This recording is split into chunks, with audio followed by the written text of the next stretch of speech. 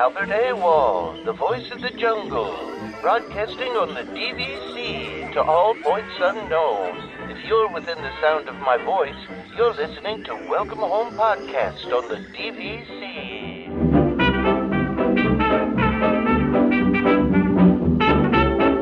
Hello and welcome home. This episode of Welcome Home is brought to you by DVC Resale Market.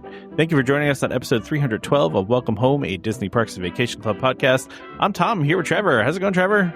Hey, pretty good. How's your weekend been so far, Tom? I'm not going to talk about another Carowinds trip because that would feel excessive. Yeah, but I was secretly wondering, but yeah, I figured. I mean, if you're going another weekend, that's great. But yeah, we don't need to talk about it. We did. It's funny though because we went with my sister, and because my sister, doesn't get to do these things a lot, and she's a big roller coaster person, and so she wanted to go on some roller coasters, and they have one there that launches you and we were trying to figure out actually how they do this, but they basically when it's a fairly slow coaster. It only goes 45 miles per hour. It's called Copperhead Strike, and basically it hangs you upside down basically through the first loop and through all the inversions. It kind of just gives you momentary hanging upside down time. Sounds like Velocicoaster. Yeah, but I was just watching it and I'm like, I was there's got to be they're weighing them beforehand because you have to have perfect speed in order to pull off what they do with this ride. But anyway, yeah. So it was good. We had a fun day again. But yeah, no, it's all is well. Anyway, okay. So I guess we're not going to talk about Carowinds again. We actually have far more interesting things to talk about. Not to say Carowinds stuff is not interesting. How dare you, Trevor? But we do have a special guest with us today. Yes. So sure. If you I'll introduce Carrie is one of our listeners who. We actually hung out with her for a day in Disney World back in 2022 when we did the meetup. But Carrie's here to tell us about some other stuff. So thanks for joining us, Carrie. Sure. First time, long time listener, first time caller. Yeah, we were chatting before the episode started here that Carrie is one of the few people that can vouch for the fact that I've been on Space Mountain because Carrie rode Space Mountain with me. Yeah, she was with us in the ride. Yep. Yeah, I saw it live.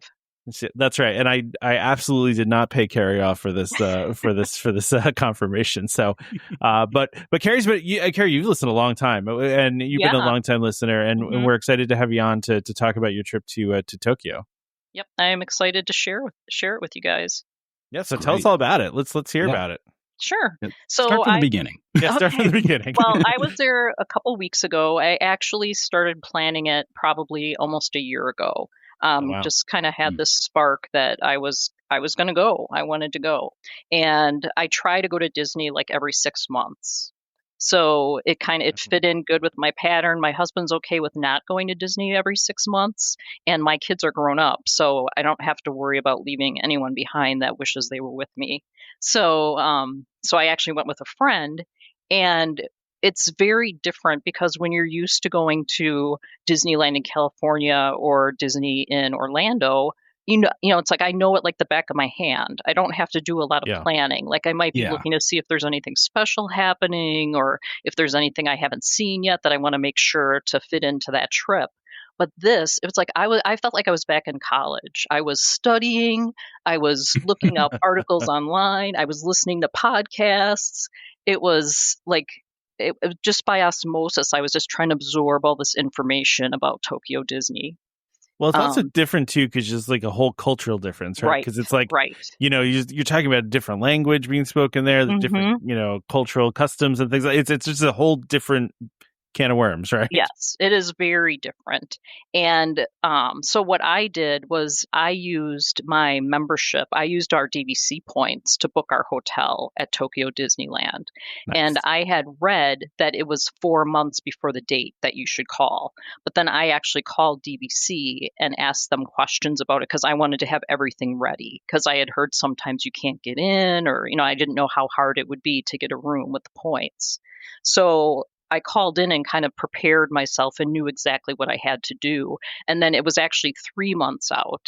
So then we were checking in on June 16th. So on March 16th, first thing at 9 o'clock in the morning, I called DVC and told them what hotel I wanted to stay at. We stayed at Tokyo Disneyland Hotel. And I was able to get a room, and it was so easy. I didn't have to try to navigate the Tokyo Disneyland website. And I know I see sometimes people ask, like, is it worth using your points, or should you, use cash, maybe rent your points and use cash? And I would say for me, it was so much easier to just book it through DVC and use the points. If you don't mind me asking, how many points was it per night? It was it was, I didn't have a per night breakdown, but for the 5 nights that we were there, it was 285 points. Okay. Which I didn't feel that was that bad. Sure. Yeah. I mean, because it's not a actual DVC resort, right? So it's right. I get that. Right. Yeah. And the room was awesome. I mean, the hotel, if you can see, I can send you guys pictures if you want to put them online. Yeah, I was just pulling up pictures, actually. Yeah, the lobby looks incredible. The hotel is beautiful. It's right across the street from Tokyo Disneyland. And the room was unbelievable. So we had stayed for like 4 nights in Asakusa, Japan.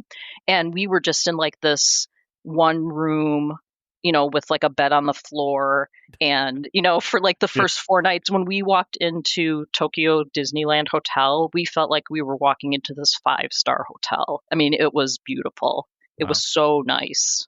It definitely is giving me Grand Floridian vibes looking at it. Yeah. Yeah. It was really nice.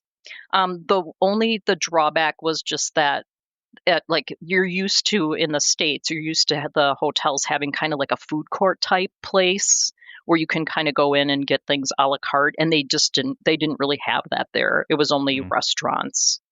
Right. So there's no like quick service. There's nowhere you can go grab a quick snack. It's just kind of like sit down dinner or nothing. So what did you do in that case? Were you just going to the restaurants, or were you finding other places? No, there was like a little convenience store, like they all have the little markets. And so in the markets they had like ramen you could get and take back to the room, and they had like a hot pot, so you could, like, if you needed to boil water in the room.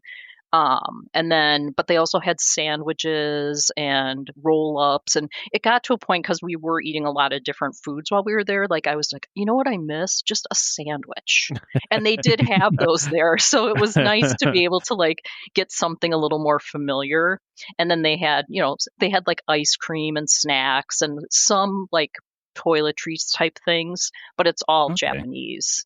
So, unless it's obvious, you're getting out your Google Translator to figure out what something is. Okay, so that was interesting. Sorry, this market, this wasn't like a Disney run thing. It was just like a no. It was in the hotel. Store? It was in the hotel. Oh, okay. Yeah. Okay, got it. So kind of like when you go to the other Disney resorts, how they always have like that market where you can go in and get frozen pizza and soda and that type of stuff. Yeah. So we did a couple nights. I think there were 2 nights we came back after from the resorts and just stopped in there and grabbed something and took it back to our room. Cool. All right. Yeah, awesome. So besides that, I guess you said you were staying at the Tokyo Disneyland Hotel. Yes. Were you within walking distance of Tokyo Disneyland, or how was the transportation situation getting? So Tokyo Disneyland is directly across from the hotel. So the day we went to Tokyo Disneyland, we just walked across. And if you're staying at the hotel, you get something called Happy Entry. And basically you can get in 15 I think I know what that is. 15 minutes early. Okay. Can get in. So there's a special entrance for people staying at the hotel. And another thing that's different about the Tokyo Disney resorts is that it's visited by a lot of locals go there. It really is kind of targeted toward the locals. The tickets are $58 a day. Wow. So we went to 3 days of the park for less than it cost to go to 1 day for the park at Disney World. Yeah, that's crazy. And and I had heard in the podcast that I had listened to that it was highly recommended that you get to the gate 2 hours before the park opens if you don't have Happy Entry. So that 15 minutes is actually a huge benefit. Like 15 minutes sounds silly, but 15 minutes actually is a decent benefit considering how busy it gets. Because as soon as you get in, you can start buying Premier Access, Disney Premier Access, which is like their lightning lane. And you can start they have this other ticket called 40th Anniversary Pass, which is kind of like a fast pass. Okay. And you cannot get those until you have to be in the park and logged into the Tokyo Disney Resort app. So the locals get there 2 hours before, because when they open the doors, they open at 9:00. And when they open the doors, then you want to be one of the first people into the park, because it takes a while. I think the one day we were not going to do 2 hours. I think the first day we went to Tokyo Disney Sea, we got there maybe an hour and a half before it opened. 94 degrees, sunny, standing outside, waiting to get into this park. And all the locals have umbrellas for shade. They have long sleeves. They're not like Americans where we're trying to like get as much sun on our skin as possible. They are like covered up.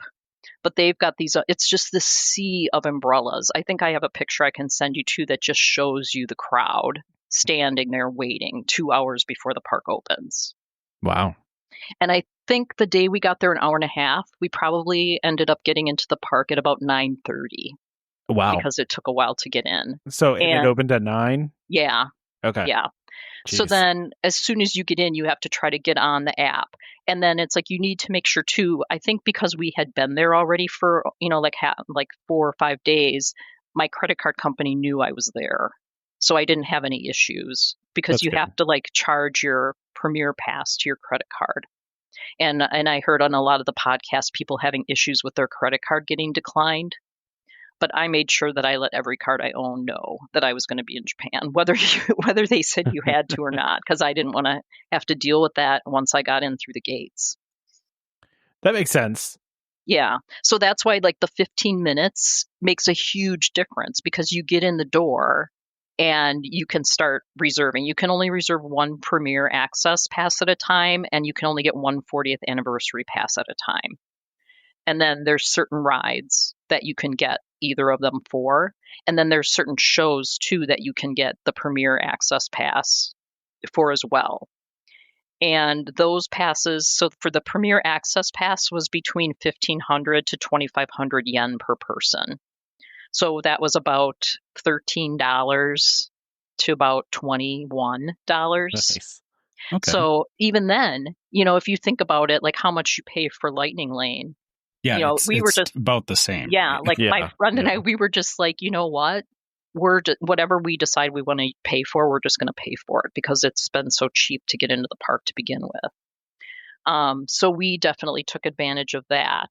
And at Tokyo Disney Sea, when you go in, it was a little rougher there, because we had no context for the layout of the park. And you only they don't give out the paper maps anymore, so you really you only have your phone, and you're trying to look at this map of this whole park on your phone. And I always struggle with that. I get that. And so we were just kind of trying to get our bearings. And a year ago at Tokyo Disney Sea, they opened Fantasy Springs. Was like the newest part that they added on. Yeah. And I know there was a lot in the news about that. Like Frozen and Peter Pan. Well, they're really cool. It's really cool stuff there, right? So, and that's where there's 4 rides in that section, and 3 of them are the Disney Premier Access Pass. Okay. And under strong recommendations to not do the Premier Access Pass for Anna and Elsa's Frozen Journey, I didn't, because someone said that you'll miss the whole pre-show area, and that was like a really good part of the ride, that you didn't want to miss that. So the first day we went, we didn't do a Premier Pass for that, and lines were usually 2 to 3 hours. So we went on that ride the second day that we went to Tokyo Disney Sea. So we went to Tokyo Disney Sea on Tuesday. Wednesday we went to Tokyo Disneyland, and then Thursday we went to Tokyo Disney Sea. And so it was nice the second day, because we kind of had we had a lay of the land. We kind of had a better idea where things were after kind of like traipsing around there. And it's a big park. It's kind of like you didn't want to be going from Mexico to Canada 3 times, in a day. So you kind of wanted to try to figure out where things were, so you weren't crossing the park. And when you buy the Premier Access Pass or the 40th Anniversary Pass, you pick a time. So you kind of have to try to gauge like where you think you might be, so that you aren't like, dragging yourself across the park multiple times. So the first one that we did was Rapunzel's Lantern Festival in Fantasy Springs, and that was really neat. And you definitely do see a difference in the animatronics. Like when you go on the Frozen ride in Epcot, everyone talks about kind of the projection faces that they do Yeah. on those, and they Yeah. don't do that at all in Japan, and they look awesome. I mean, the faces look really good. That was a really neat ride, and it ends with this really beautiful scene where you're like in the water and all the lanterns are around you, but it's so short. Oh, really? It's like, Okay. yeah, that ride is so short. Yeah, because it I've was seen like, videos of it, but I didn't realize it was that short. yeah. Would you compare it to Navi River Journey short? Or Yeah. assuming Yeah, you've been on Navi, right? yeah, it might even be shorter than that. Oh, wow. And it's just like, Okay. you're going through, and it's like, that the lantern scene is I knew that the lantern scene was the last scene. And when I was like, are we here already? This is going to be It's already over. and it was over. Yeah. So, so it was nice, but it was too short. Okay. And then the other ride we went on that day, then as soon as you scan your Premier Pass, you can buy another Premier Pass. So then while we were doing that, I bought the Peter Pan's Neverland Adventure. So there's the Peter Pan's Neverland Adventure in Fantasy Springs, and they still have the Peter Pan's flight at Disneyland. So they have both. So yeah. And the Peter Pan's Neverland Adventure is a lot of screens. It's animatronics, but it's screens. And the boat the ship holds 9 people. So it's like a Pirates of the Caribbean kind of, but you're smaller. It's still right. It looks like a bigger, it looks like a pirate ship, and then there's 3 rows that you sit in, and then you go in, and it's kind of like the Peter Pan's flight on steroids.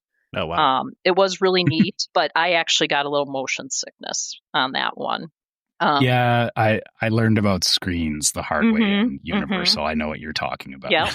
Screens sound good, but they're not.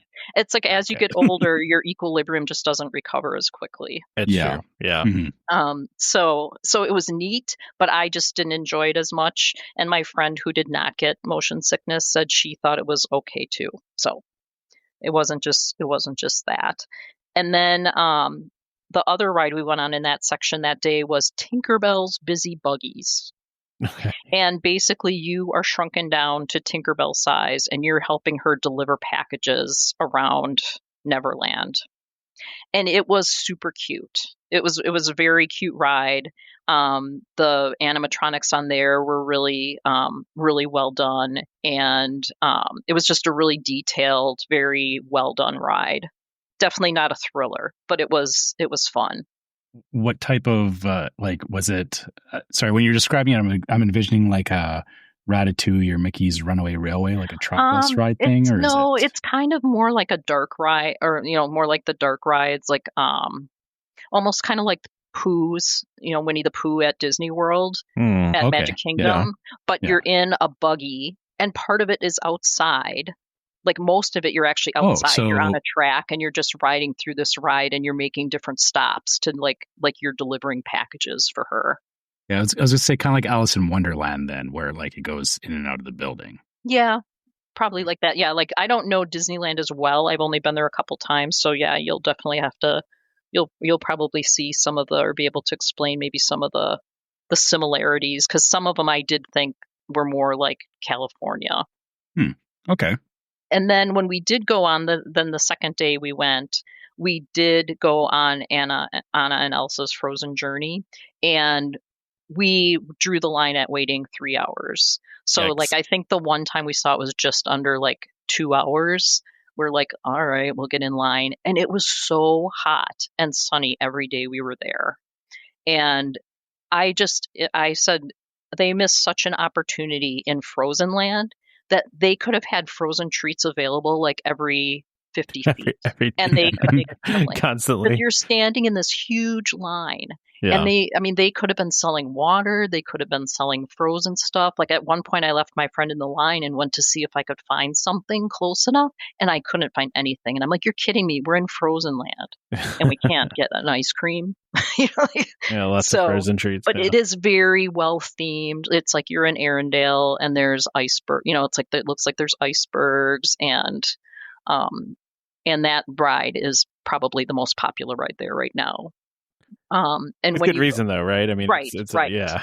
And it's like, if you think of, it's just a very elaborate version of the Frozen ride in Norway. It's like 3 times the size and length.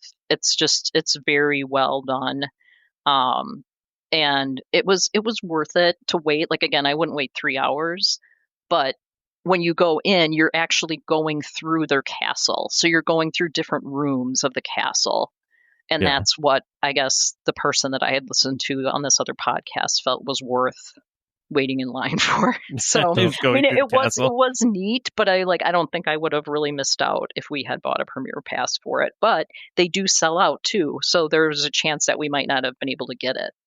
Because I know the first day we were there, you couldn't even get it; it was gone by the time we got into the park.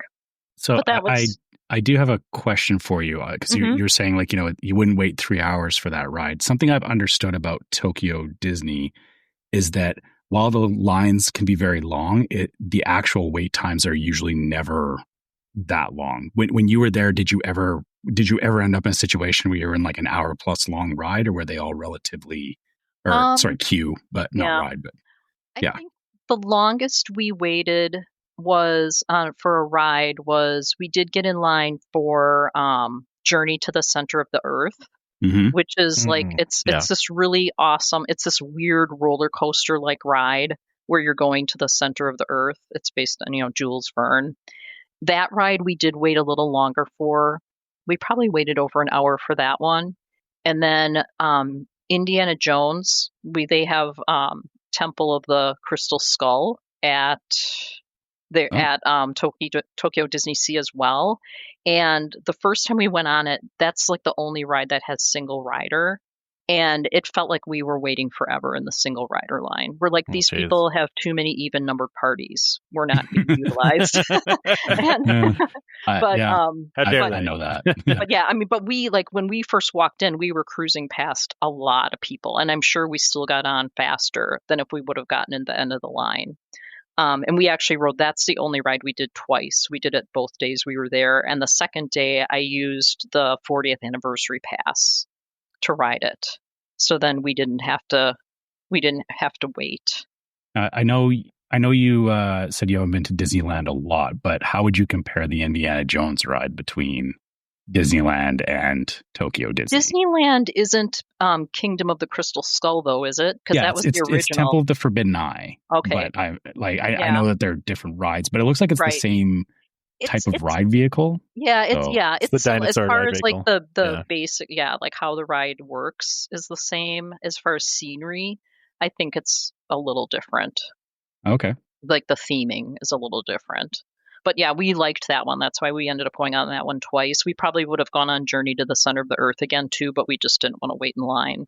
Yeah, I've heard the animatronic at the end of that, because that's basically it's the same test track like kind of system, but the animatronic at the end of it is nuts. Right? Yeah, it just got weirder and weirder as it went on.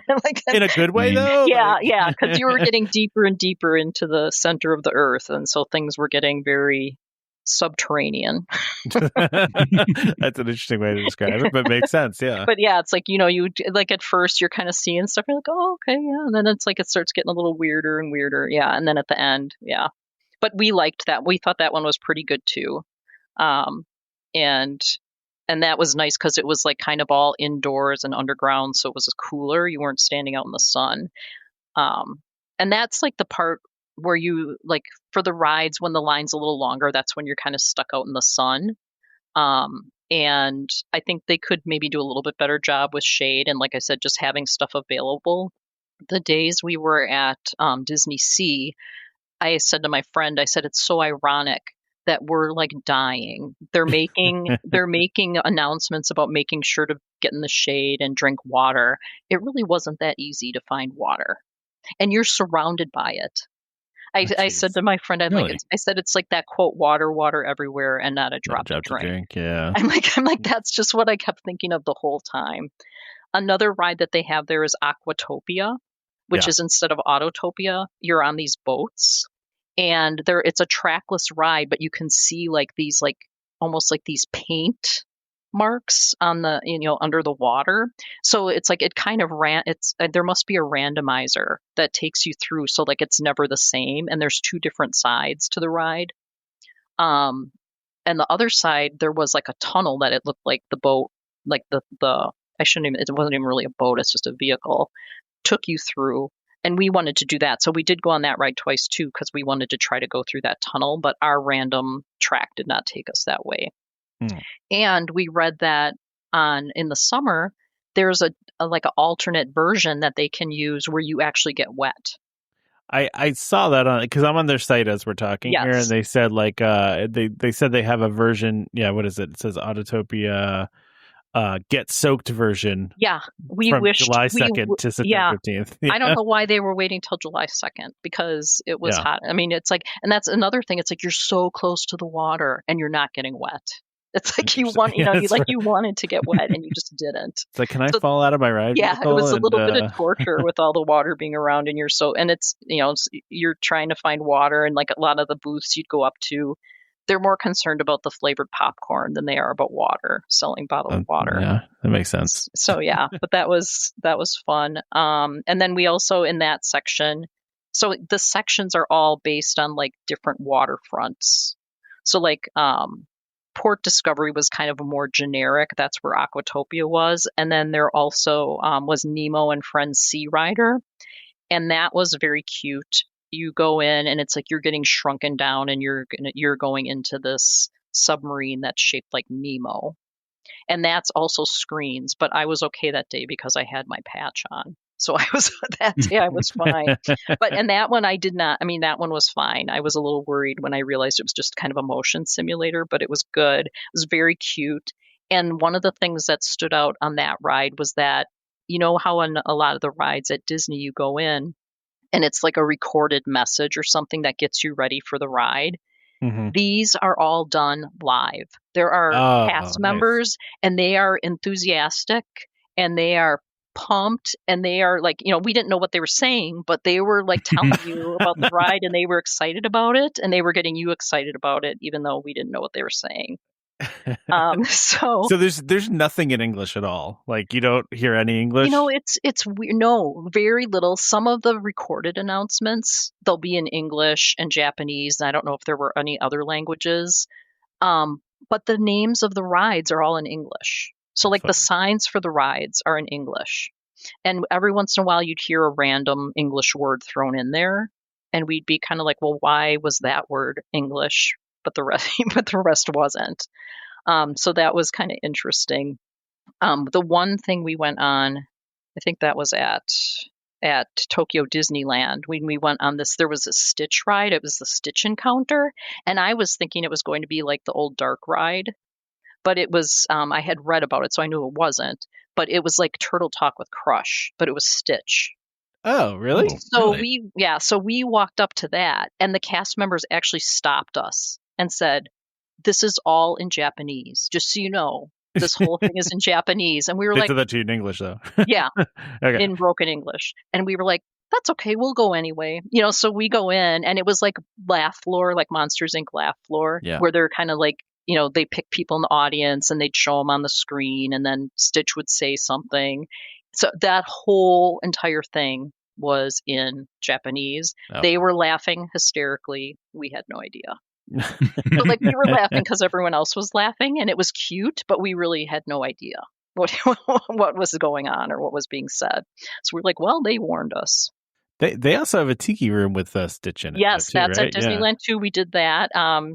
Stitch has supposedly crash landed in front of the tiki room and taken it over. I liked that. I've seen the tiki room many, many times over the years, and it was refreshing to have something a little different in there. And it was much better than when Iago Iago and Zazu took it over. Yes, took it over. Yeah, this was much better than that. This was good. That's good. And now that the new movie's the highest grossing movie in the world, it's I mean, for 2025, I'm sure that's helpful for the attraction too. I'm sure that's making it even more popular. Well, and the Japanese love their characters. They love their plushies. Like they're fully loaded when they come to the parks. They've got see-through backpacks that their plushies are looking out at you from. They wear them around their waist. Even the guys carry around all their plushies. Like, which animal is or which character is the favorite of like anyone there, just about anyone there. Wow. Like even the guys wear sparkling ears. And we also saw a lot of people wearing Mickey Mouse shaped sunglasses. Nice. And that's all my friend forgot her sunglasses and she had to buy some, and they told us that they had them in the gift shop on the way to the park.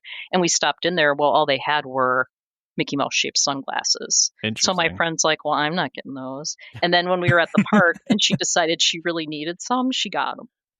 And she wore them. I would have just said, okay, this is what I'm wearing. Yep. And that's like what everyone was wearing were these Mickey Mouse shaped sunglasses. And I just saw something. It looks like they're going to have them at Disney World. Nice. I saw something online.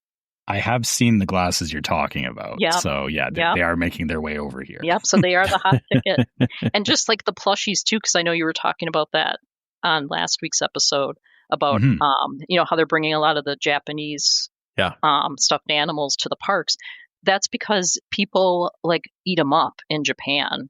I mean, if they'll have them like in every size. If someone likes Donald Duck, they'll have like every size plushie of Donald Duck. I'm sure there's quite a black market for some of that stuff too, and like eBay and stuff, I bet. And Disney's finally realizing it's like, oh, well, there's a black market for this. There's a demand for it, so we should just start selling it. Yeah. You know? Yeah, I'm surprised they didn't do it sooner. And then at Tokyo Disney, it's just not as like Mickey Mouse centric as like, Mickey and Friends centric. It's more Duffy. And Duffy is Mickey Mouse's stuffed animal. And it's Duffy and Friends is really like the big character more so there. And you see a lot of that at Tokyo Disney Sea. That tracks with what we've talked about on the show. People love Duffy, but you saw it firsthand then that it's not just a thing, or it's not it sounds like it's like, oh yeah, they have a Duffy store, but you're saying like Duffy is like the main feature. Oh yeah. Duffy and his friends. Yes. Yeah. And again, people wearing every single character on their backpack or on their belt, or just we saw someone carrying like this Duffy that was almost as big as them, and we're like, why would you want to carry that? Why would you carry that? Especially when it's 94 degrees. Wait, so it's not that they were buying them and carrying them around; it's that people were showing up. They bring them from home. Yes. Oh my gosh, that's interesting. Yes, that's dedication right there. Yeah. But just to go over like a couple other quick things at Tokyo Disney Sea, the Tower of Terror, we went on there. It's a different story. The building does not look. The building is very fancy. It doesn't look like all beat up like the Twilight Zone Tower of Terror. And of course, the one at Disneyland is now Guardians of the Galaxy. But the story here is that it was an explorer that was like a rich explorer that found some kind of like idol or something that cursed him, and he disappeared in this mansion. Yeah, I heard it's tied back to the Sea, right? Sea, Society of Explorers and Adventurers. Yeah. I mean, I didn't. That wasn't like really obvious, I don't think. Right. But yeah. I also believe that the character in that is based on Joe Rohde. Oh, yeah, that could be. Yeah, I'm pretty sure that the character that you're talking, like the explorer that is featured there, is actually, if you look at it, Joe Rohde. It's either that one or one of the other Tower of Terrors. But if you look that up, it looks like. From Joe what Rohde. I remember, I could see that. Yeah. Okay. Like it didn't jump out at me when we were there, but but it was still interesting. Like you do have like different sequences where you go up and you drop, you go up and you drop. You don't go necessarily all the way up to the top and drop down. but it is just, you're not like pulled into the scene or anything, but you do stop at some like rooms where you see things happening, and then, but you're just going up and down a couple times.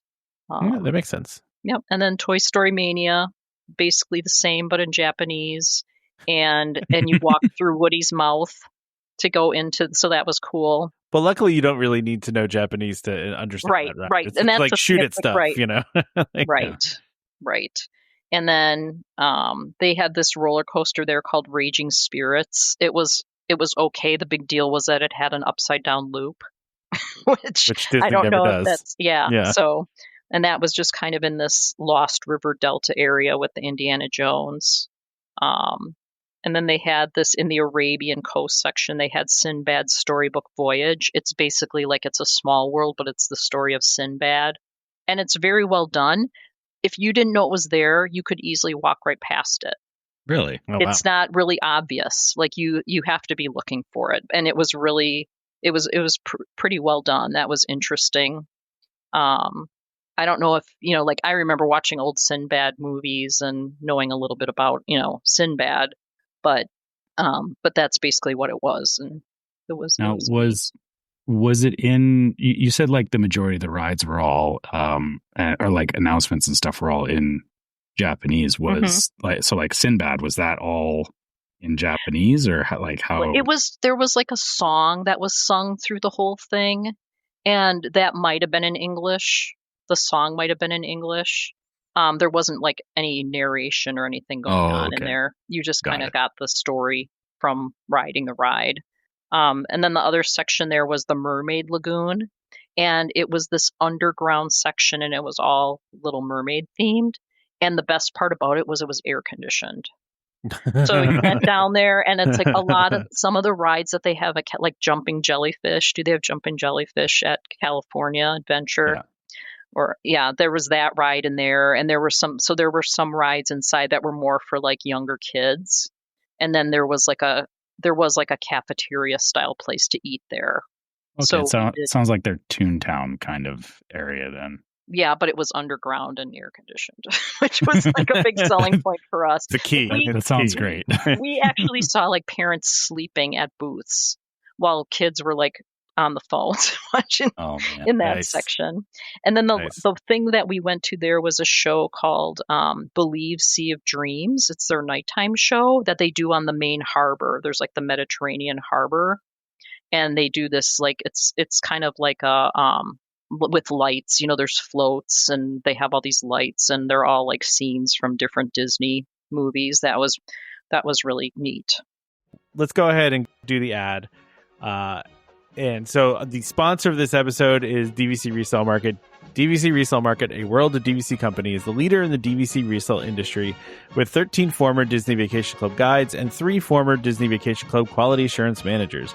If you're thinking of buying DVC, browse the largest selection of DVC resale listings anywhere, with DVC experts on hand 7 days a week to answer your questions. If you're thinking of selling, turn to the friendly professionals at DVC Resale Market, where over 98% of listings sell within 30 days. In 2024, DVC Resale Market helped over 4,400 families join or add on to their memberships. Go to dvcresalemarket.com/welcome home or call 1-844-DVC-PROS. That's 1-844-382-7767. And when you speak to them, be sure to let them know that Welcome Home sent you. And then at Tokyo Disneyland, the nice thing about that was that it's laid out pretty much the same as Magic Kingdom. So we were, it was very easy to get our bearings there. And I'm seeing that here. Like, I'm just looking at the maps on the website. Yeah, Tokyo Disney Sea seems very like jumbled together, whereas Disneyland is Disneyland. Yeah, it follows the model, the basic model, so you can kind of like figure out, and it was easier to kind of get your bearings on where you needed to go. And that we did use our we bought the Disney Premier Access Pass for the Beauty and the Beast ride, which is very, very well done. Oh yeah, you basically start out, you're standing like at the staircase, and they show like there's a stained glass window, and they kind of show you or tell you the same story that they tell you at the beginning of the Beauty and the Beast movie, how he became the Beast.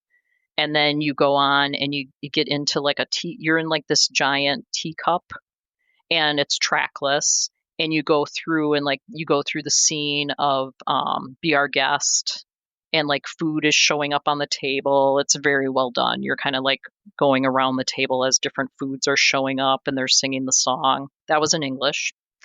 And then you went through different scenes of the movie. And then at the end, where, at the end of the Beauty and the Beast, where she saves his life, it's like, it's magic. You don't even know, you can't even tell how they do it. It's the Beast is there at the final scene, and right in front of your eyes, he like spins or whatever and turns back into the prince. And you really can't tell. You don't know how they do it. I've It's seen one of videos. those effects. Yeah. Yeah. I've seen videos, but I'm sure in Yeah. person it's even greater. Yeah, that was Yeah. really neat. So that was a highlight. And Splash Mountain there is the classic Splash Mountain. So I got to visit. I guess it is still Yeah. the only one that is not Tiana's now, isn't Yeah. it? So that was kind of nice. I mean, I just went on Tiana's, I think, last year for the first time, but it was nice. It was kind of fun to go on the original Splash Mountain again. Yeah. Was it so the Disneyland and Disney World Splash Mountain were a little bit different, where like Disney World had the side by side log, and Disneyland you were sitting in a single row. Which one? We were was it side by modeled side. Okay, side so by it's side. like Disney World's. All right. Yeah. So that was fun. In Adventureland Pirates of the Caribbean, I had read was kind of more similar to the California version, which I love. Mm-hmm. Except it didn't go into like almost like a roller coaster type thing at the end, like I remember the California one doing. But it seemed like there was a lot more scenery at the beginning, and maybe this is how the California one is, before you go down the drop into like the cannon fire. Yeah, there's two sections in California there's two drops. So there's the first drop, and then you get into like a cave section that's way longer than Disney World's. Yep. And then it kind of it starts to transition through like pirate ship, and then you do the second drop. So Yep, that's how this was. And the pirates are still chasing the women in this one. They haven't Oh, wow. They haven't changed anything around. They just haven't updated anything. And it did feel like you were closer to the pirates. Like on this ride, I felt like you were closer to the scenery, that there wasn't as much space between the boat and what was happening. So it's just like a more compact. I think so. Yeah, it just felt like you were more in the action. Interesting. Yeah. And then the Jungle Cruise was very interesting because that was all in Japanese. I was going to say, how was that? And it was hilarious, the captain that we had. She seemed funny. We didn't know for sure. People were laughing. But it was like just interesting as we went through the different scenes. And you kind of knew what she was saying, but the scenes were a little bit different too. And the part where you go in through like the cavern was different. There were a little more special effects going on in there than I think what there is at Magic Kingdom. But I took video of her a couple times just because the way, like, she just seemed so like hyper, and like when she was talking and like, doing her spiel. But yeah, everyone on the boat was laughing except us because we weren't in on the jokes. She could have been talking about us the whole time. We wouldn't have known. But everyone was very nice, and every cast member, I mean, really just about anywhere in Japan, like everyone is so happy to serve you and help you. It was, so it's like, it's not like a big shock when you're at Disney, but it's even more so, at the parks. Big Thunder Mountain was closed. We didn't go in they call it Western Land. We didn't really even go to that area because Big Thunder Mountain was closed. And I guess they still have the classic Country Bear Jamboree show there, but I was never a big fan of it to begin with, so we did not go to that one. And then Fantasyland, It's a Small World. We were lucky to be there while it was featuring Groot. So now they have this short. Yeah, I heard about this. Yeah, they've got Groot and the Marvel characters throughout. Interesting. So Groot is all throughout different Groots. And he's one of my favorites. So, I was like I should have gone on it a second time because I was too worried about taking pictures of Groot the first time. And then like the other characters would join him on some. So like the Hulk is in there, Thor was in there, Captain America, Star-Lord was in there. And then another thing they do in that small world that I thought was very, very interesting that I know they don't do at Magic Kingdom is they have the different Disney characters. They actually have them in the different countries.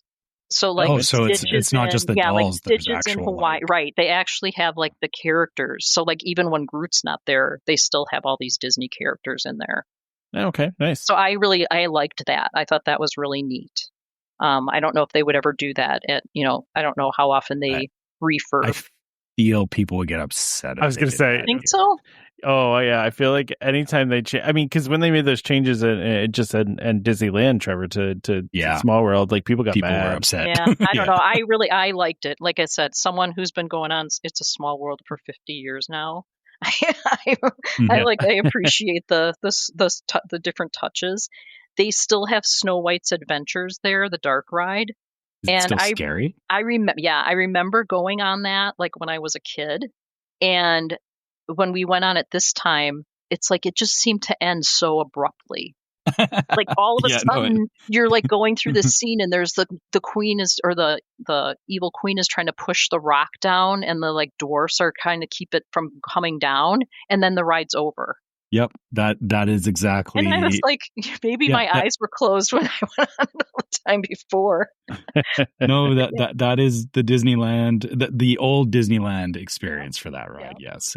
Like all of a sudden, like that's it. Yeah. We don't know who wins. We don't know, Yeah, it sounds like a lot of the rides are very like. Yeah. They copied what was at Disneyland, and they're kind of like stuck at a point in time. Yeah. Of what they did at Disneyland. Yeah. Yeah. And they did have Pinocchio's Daring Journey, but it's just a dark ride. I know it's like a boat ride in California. No. Is it a boat ride? No, I'm thinking of Alice in Wonderland is the boat ride.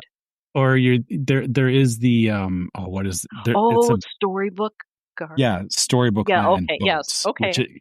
Because it goes through Monstro's mouth. Okay, that's what made me think of that. Okay. Yeah. Yeah. There is still the Pinocchio's Daring Journey. Yeah, this was the dark ride, and you rode through that. That was okay. Peter Pan's Flight. How long do you think we waited to go on that? 45 minutes. It feels like a trick question. 20 minutes. Nice. I have never waited 20 minutes for Peter Pan's Flight. That doesn't exist at Disney World. Yeah, and that was pretty much the same. So it was interesting to me that they've got Peter Pan's Flight, and then they've got this other Peter Pan ride, at Tokyo Disney Sea. But yeah, I'm sure that might be part of it, because now Peter Pan's Flight doesn't seem like that big of a deal if you've been on the other Peter Pan ride. I feel like there is also people are prioritizing different IPs differently within probably Disney. Yeah, because I feel like Peter Pan, and like you're even saying, like Duffy is like a whole phenomenon over there. I don't think Peter Pan holds quite as much weight over there as it does in the North American parks. That could be too. And then Pooh's Honey Hunt, which is like the Winnie the Pooh ride at Magic Kingdom, but it's longer and it's trackless. Yeah, and I've heard it's way better. Yes, you spend a lot more time in the scenery. You have a lot more time to really look around and see things, and like the Huffalumps or that scene, it's a lot more going on in there too. So yeah, it's definitely more to it. The Haunted Mansion was basically the same. As which version? Well, I think Magic Kingdom. But okay, so it has the staircase room and all that. Yes, maybe not. Or sorry, the Escher room, right? Where yeah. I don't what I don't remember seeing that, and I did not see the Hatbox Ghost there either. So either I missed it or they don't have it. I don't think they have it, but it sounds like it's probably closer to the Disneyland version then, because maybe only Florida got the Escher or staircase room. Yep, that's right. Because I now that you say that, I didn't miss it, but once you mentioned it, I'm like, that I did not see that. They seemed to focus a lot less on the bride. You know how like in the there's all the different scenes with the bride and like how her husband's died. And they still had the hanging body up above the stretching room at the end. At the beginning of the ride, when you're in the stretching room, they still have the body hanging at the end. Is the body's still there in Florida? Is it still there in Florida? For some reason, I thought it was gone. They talked about taking it out at Disneyland, but they haven't done that at Disneyland yet. I think at certain points it has disappeared for maintenance or whatever. Maintenance. But yeah, I mean, yeah, you got to maintain those hanging bodies. But from what I remember, I was there in May. It was still there, so I think it's just. I feel like I always look, and I feel like the last time I was there, I'm like, oh yeah, they took. I think it's more difficult to see than it used to be. Yeah, the lighting. Yeah, maybe that's what they did. Yeah. And then Tomorrowland, we did go. I have not gone on Star Tours forever. And my friend, I said to my friend, do you want to go on Star Tours? And she's like, sure, let's go on it. So we went on it, and the version that we got was Andor. And I've never watched that before. My husband and I have since started watching it. And so I recognized the character, and all the locals that were on the ride with us went crazy when he showed up. Really? So he must be very popular in Japan. They were quite excited that was the version that we were getting. That was in Japanese. And they are rebuilding Space Mountain. Yeah, they tore it down completely. I actually have a picture of them, like the build, what it looks like. And so Buzz Lightyear is also closed right now. So I don't know if they're redoing that because it's so, I think they had to close it because they have that whole area closed off. And then we did the Monsters, Inc. ride and go seek, where you go through and you have like a flashlight.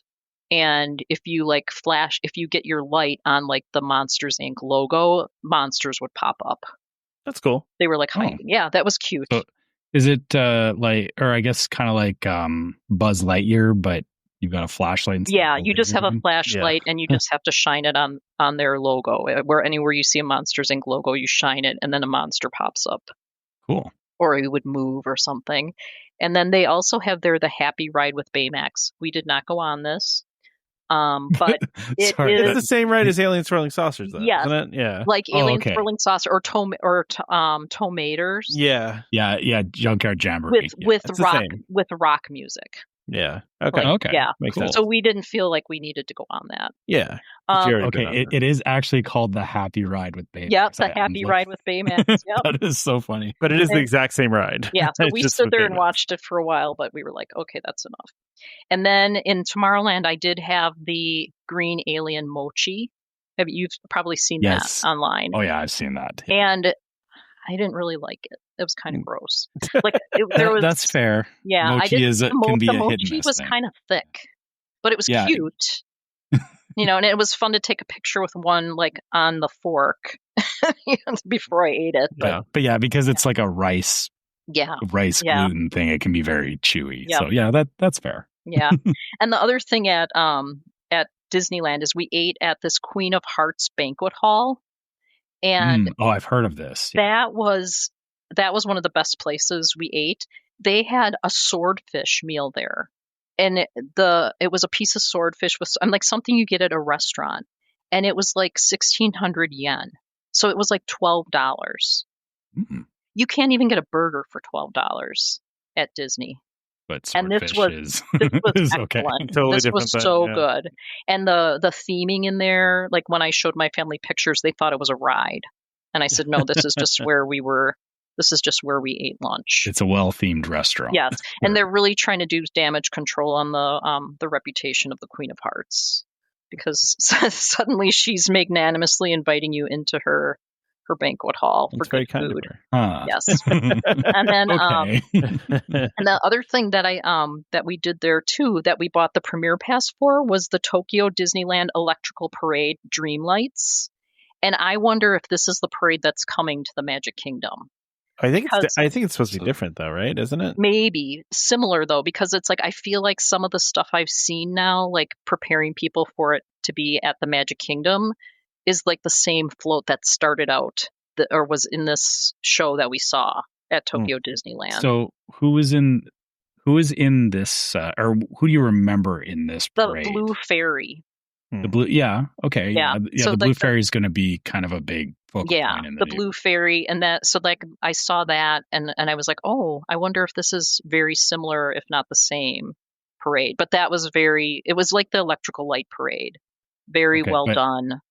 But I assume, because the thing about the one in Florida is that they're going to have like Coco and Moana and like a lot of the newer shows. It sounds like they have like elements of it, but they're not showcasing those. Right. The same characters. Yeah, and it's hard to not like conflate the one at the Magic Kingdom or the one at Tokyo Disneyland and the one at Tokyo Disney Sea, because the show on the harbor did have a lot of Coco and Moana and and that stuff. And then this one was more like, I think it was like there was the pirate ship, there was Toy Story, there was Ariel and Eric in the boat, in the Kiss the Girl scene. But for that, we were able to buy a premier pass, and they have on the ground around the route, they have numbers and letters. And so at a certain time, you have to go to this space. They clear everyone out that's in that space, and you have to show your premier pass. And you've got an assigned place where you can sit on the ground. You're sitting in like 5A or something. Yeah, we had like front row seats. Yeah. We had but it was sitting on the ground on these numbers, and everyone sat. People were very polite. Everyone could see. Everyone had good seats. Yes, I've heard that, is that people don't stand for the parades. Everybody sits down and watches the parades. Yep, and that was the same thing for the show that we saw at the Tokyo Disney Sea. You had to sit. You couldn't, if you were like in the front area, even though it was in the harbor, like we were in an area that was a little more raised, so I think we could stand. And by then it was like standing was the last thing I wanted to do, but we were standing.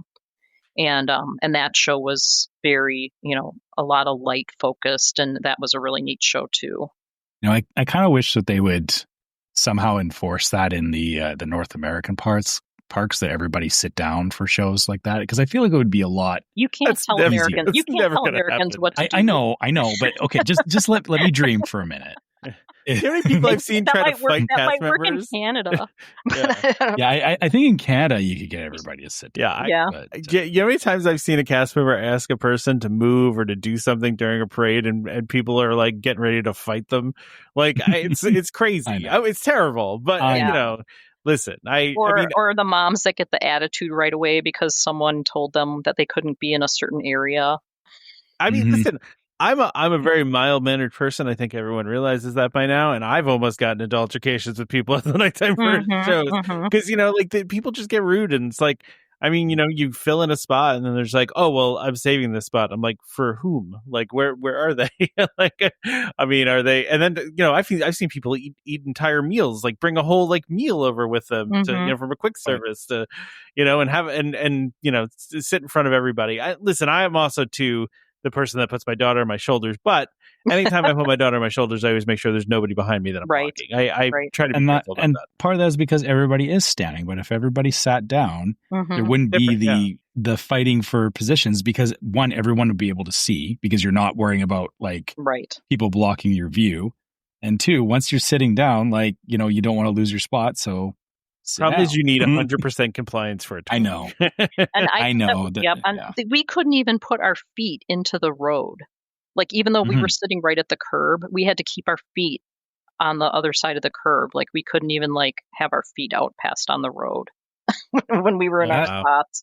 But I just thought that was a really interesting concept. Yeah. That, just these numbers on the ground, and you find it and you sit there. So while not exactly the same thing in Disneyland, we had that one time when we did we had a reserved spot for Paint the Night, and we were actually sitting at the front, but they were very clear about there was a line or a tape line on the floor, and they were like, you cannot put your feet past this. No, like you couldn't. Said, like, kids, cross your legs or back up so that you're not sticking your feet out past this. So, and again, it's a safety thing, right? They don't want, people tripping that are, trying to move the floats along and stuff. Right. So, I mean, they weren't that close, but still, I respected the boundaries and kept my feet under my legs. The scary part was at the end of the parade, my friend and I needing to get up. We were just like, we better make sure we can get up before we get trampled, because that's real too. Is that once you get down on the ground, you need to start thinking about how you're going to get back up.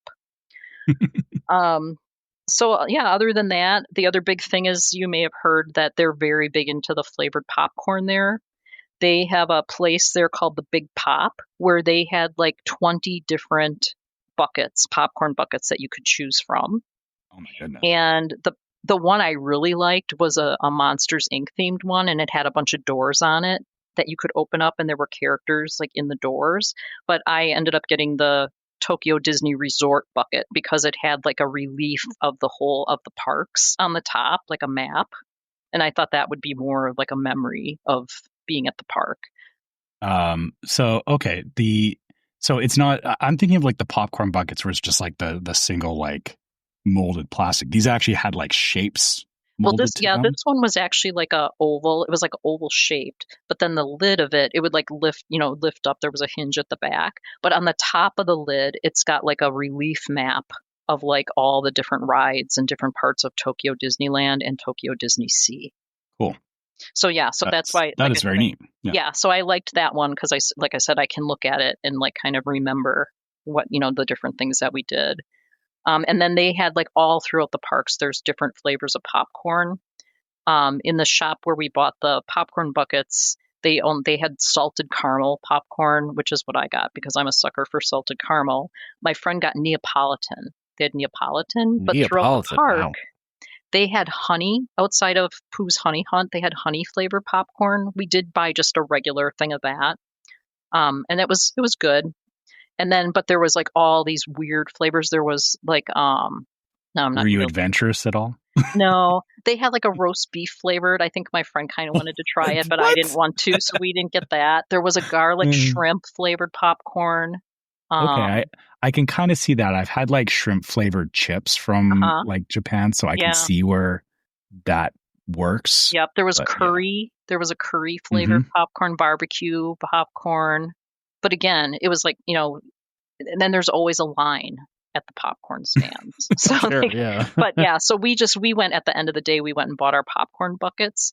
And it's interesting. So my popcorn bucket that I bought was like 2,800 yen, which was around like what they were, maybe somewhere a little more, which was about $19. Wow, okay. Compared to what, $30, $40 here. Yeah. And then the popcorn refills were like $4. At any booth, you could get more popcorn. But then they also sold tongs that looked like Mickey gloves for $6 that you could use to pick up your popcorn so your fingers don't get sticky. Wait, so that's incredibly smart. Like that would, because I had those tongs at home, but to have those in the park is kind of cool. Yeah. Yeah. So that was pretty much it. I hope I didn't go on too long. No, that was great. We appreciate the detail and letting us. Well, like I said, every night I was taking notes on my little sheet that I printed out of all the rides and everything, so that I would remember because it was a little bit of a fever dream. I do have a couple quick questions though. So, did you like Tokyo Disney Sea more or Tokyo Disneyland more? Probably Tokyo Disneyland because it's more. Oh, okay. It's more Disney. Like Tokyo Disney Sea, it's very cool. But it was just, and maybe because it was just not as comfortable there. I can see that. Because we were trying to find our way around. It is very neat. I mean, it's very different, but it's not as Disney forward. Like you don't see as much Disney characters. And like I said, the focus is really Duffy and Friends. You don't see a lot of Mickey Mouse or any of that there. Okay. So how about a favorite attraction between the two parks? I really liked Journey to the Center of the Earth. I don't know why. Okay. Something about it just... It's a very popular attraction. I know it's well regarded. I was disappointed that 20,000 Leagues Under the Sea was closed because I heard a lot about that too, and I wanted to do that. And we did the railway. We did the Disney train all the way around the park. I thought of you, Tom. And that was weird because at first there was no scenery, but then you started seeing some of the scenery, which I think they have at, I don't know if they have it at both Magic Kingdom and Disneyland. But then all of a sudden, you're seeing Indians and you're seeing wildlife, all the animatronic stuff. Yeah. And then all of a sudden you turn a corner and there's dinosaurs. That I mean, And I, tracks I with said to my Disneyland. friend, I'm like, so we've Tracks with traveled Disneyland. back in time. Yeah. And now Yeah, that makes sense. Yeah, that's Disneyland Railroad has that. yeah. So Yeah. Let's do coolest or weirdest food item that you had while you were there. Okay. So we went to one of the places we went to eat was this Tomorrowland Terrace, which again is just like, when you walk into Magic Kingdom and you go to the right toward Tomorrowland, there's always that big mysterious, like, it's a restaurant, but it's not always open. It's like it's never only open, for after hours. Yeah, they have or if that it's there super too. busy. Parties. Yeah, they have and that was open, and we went in and I got this burger. It was called Duckling's Dream Burger. I'm like, okay, Okay. how bad could it Concerning. be, or what can you do to a burger? It had like a half-inch thick, what I thought was bologna on top of it, but I guess it was ham. Okay. But it was too much. That was weird. I did not like that. That was probably the only thing I had that I really was like, no. What about your favorite that you actually liked, though? The swordfish. I'm a big swordfish fan, and the fact that I got this decent swordfish meal at Disney, it was, Of all that was places, like, yes, it was like the perfect combination. No, I mean that makes sense. That tracks, right? Yeah. They did have Food and Wine Festival going on there too, but it was like it's only in a certain part of Tokyo Disney Sea. And again, it was just too overwhelming. The nice thing about, and it's kind of like, it's not like in obvious locations. It's kind of spread out amongst the places that already exist. Okay. So I thought we would maybe do more with that, but we really didn't. Like every once in a while when we stopped to eat somewhere, they might have something that was on the Food and Wine menu, but it's not like Epcot where you're so familiar with where you are. Yeah. That it's very easy to like go to the different food stands. That makes sense. Yeah. That was too much for us. That was another layer that we couldn't add on at this time. All right. Trevor, do you have any? No, you asked all the questions I wanted to know at this point. 'Cause, yeah, the food and I mean the ride differences were the big things that I was curious about. So yeah, thank you again for sharing all this, Sure. Carrie. It's a great rundown of how same and different Tokyo Disney is from the North American parks. Yeah. Well, yeah, and just having to do all the research and the prep I did, like by the time we were like on our way there, I'm like, I can't read anything more. Like whatever I know now, whatever I've absorbed through podcasts and what I've read is what I know. Yeah. And we're going to have to go from there. And it was good, but yeah, it was a lot of work, but it was worth it. Like, and even when I go to the regular Disney parks, I do plan, but it's like you're so familiar. It's not nearly as stressful as probably someone going for the first time. I actually just one question did spark in my head as you were saying that.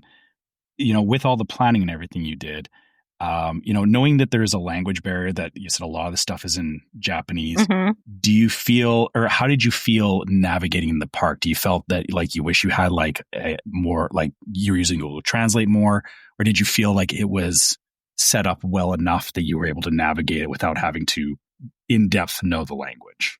Well, we probably had to ask more people at Tokyo Disney Sea, and a lot of times we would ask anytime we saw a cast member. All we really said was the name of the attraction we were trying to get to, which they're familiar with, and they would just point us in the direction. It's like if you had to ask anything more than that, it was kind of touch and go.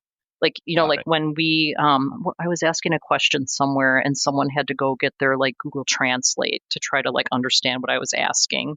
And I would say that I don't think people there know English as much as you're led to believe they do. Like you might ask someone, do you speak English? And they'll say a little. Well, it's hard to kind of rein yourself in then once you start talking to them. But they're like not probably understanding. And even if we had like learned some Japanese, like there were some words here and there, but it's like you still can't have a conversation. So you're really just kind of speaking some words to be polite but for the most part, please and thank you. Yeah, we were able to get around the money thing. We had the converter on our calculators on our phone. So anytime we were always typing in like what the yen was, and we were always pleasantly surprised at what it came to. Shirts were way less expensive. Shirts were probably between $20 and $30 compared to what you pay for t-shirts at Magic Kingdom. So, but yeah, I felt like the language thing I was okay with. I just looked up just to see whether they had like plaids there, the VIP tours, and they do actually. Well, you can buy a whole you can get a package. Yeah. So like some people, if that don't want to have to worry about any like research or figuring anything out, you can buy a whole package. I've heard they're quite expensive and hard to get, but you basically get like the premier access, and I don't know, I don't think you have a guide, but you basically have everything you need to go on like all the rides that you would buy premier access for. They do have plaids, right? So they do have the actual the same kind of situation. I did think we did see some people being led around. But although it does say the tour guide will conduct the tour in Japanese. If you're unable to communicate Japanese, then participants must arrange their own interpreter to accompany them. even at the hotel, like sometimes it's like some of the stuff, like you could get like stuff that they were used to doing all the time, like selling us the park tickets, the park passes and everything was fine. But then if you had a question about something, additional questions, if you tried to call down to guest services, as soon as you started speaking, they would say, oh, let me get someone who speaks English. And then they'd have someone come on to speak English. Well, they spoke English, but they didn't know the answers. So then they would have to go to a person that knew the answers but didn't speak English. It's basically just like that was interpreter. A little painful. And if you feel like you're asking a very simple question and it sounds like they're like talking for a long time.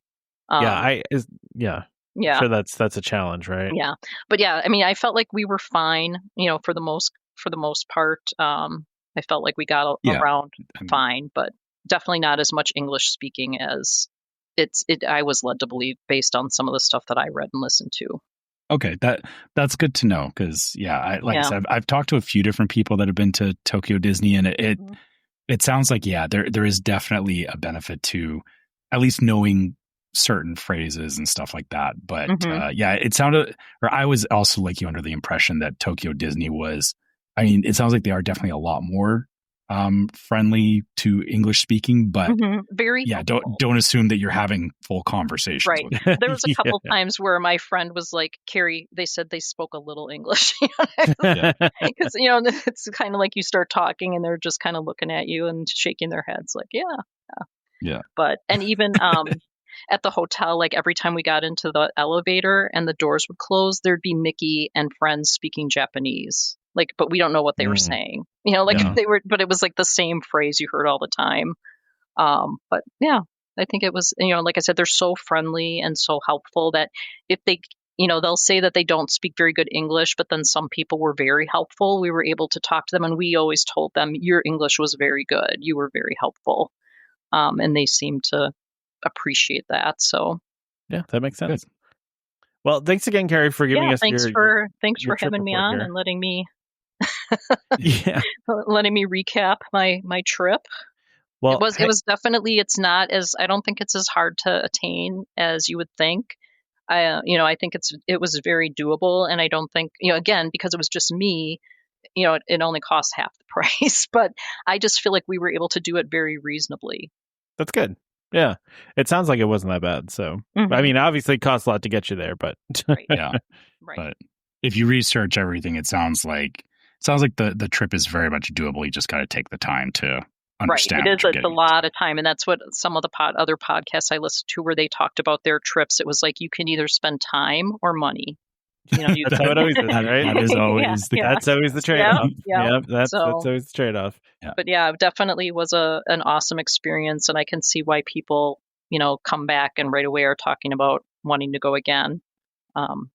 Very clean and very Disney. Great.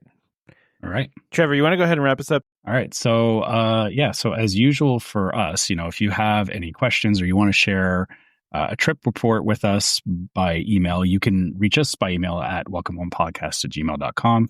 We love hearing from you guys, hearing your takes on stuff, and hearing what other people think about Disney as a whole.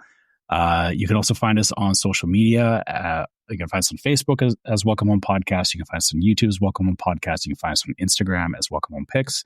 Make sure you check out our group, Welcome Home Disney Waitlist, where we have all kinds of conversations about, things that we talk about for Disney and DVC, but also, we get lots of fun memes and stuff going on in the group as well. So if you want to see that kind of stuff, make sure you check out the group.